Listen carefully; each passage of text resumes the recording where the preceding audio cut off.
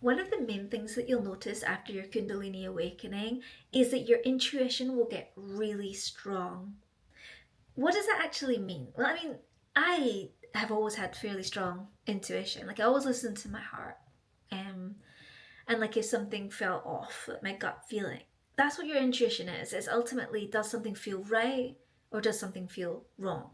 Even if the evidence in front of you is showing you that everything looks fine on paper, it's like this feeling inside is saying, no, no, no, something's wrong. And within the first 4 months of my awakening, it was like that feeling of, even if something on paper looked fine, it was like, oh no, something's really feeling off about this, or something's feeling off about this person. And it is incredible to like have those feelings. It can give you a feeling of safety, or there isn't really a reason to be anxious because, well, the universe is looking out for you and it's showing you what is right and what is wrong.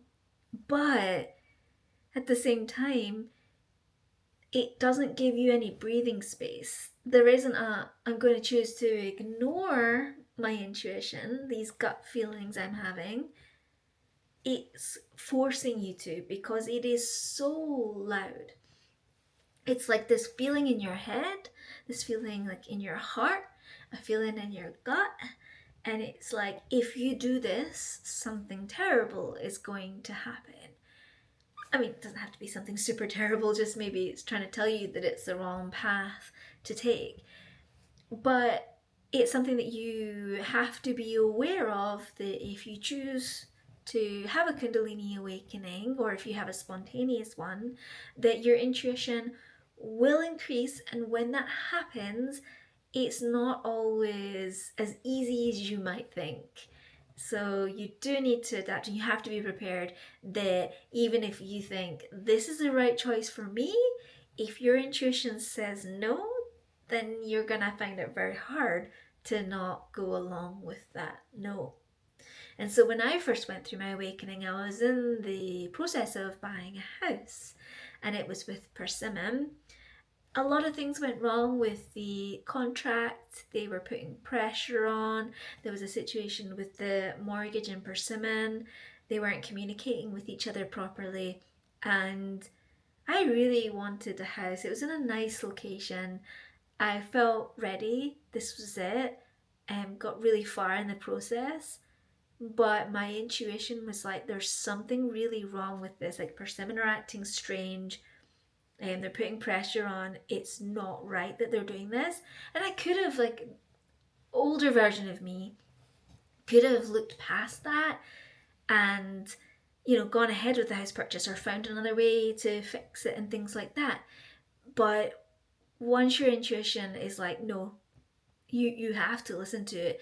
It's almost like when you have your Kundalini awakening, it will put pressure on, and then it will continue to put pressure on until you finally do what it says. So if the universe wants you to leave your job, it might give you a little, oh, I don't want to do this thing in my job, something's changed. But you're like, that's okay, I can handle that. But then really quickly it's going to give you another thing that's going to make you feel uncomfortable.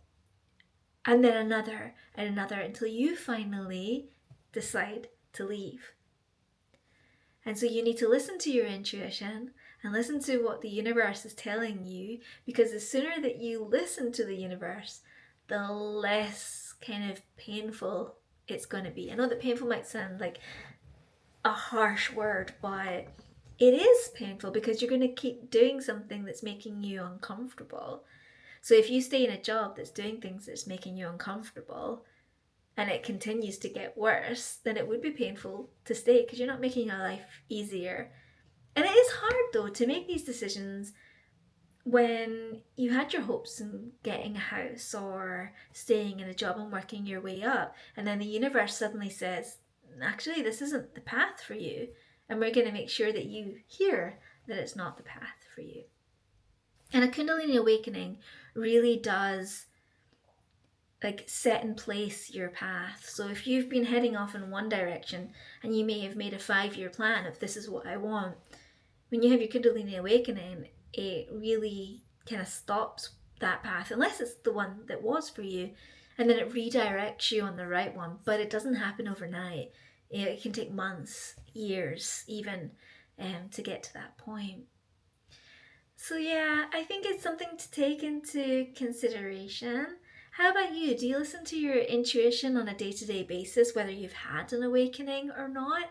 What do you think the advantages are of listening to your intuition versus ignoring it and just doing whatever you feel like instead? All right, well, I'll catch you on the next video.